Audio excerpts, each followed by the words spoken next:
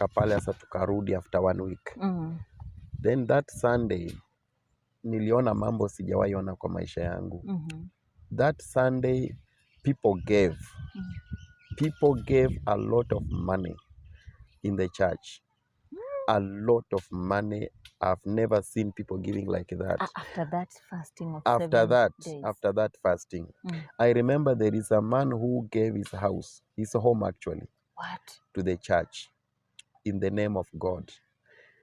There are others who, I remember there are 3 people who gave vehicles. I can remember that one very well. Vehicles to the church.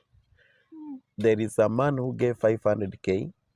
I remember that. Actually ni kama aliosha tu akaunti yake yote. Akaleta kwa kanisa.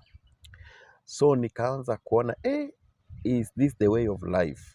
Nikaanza kuona sasa people have really given.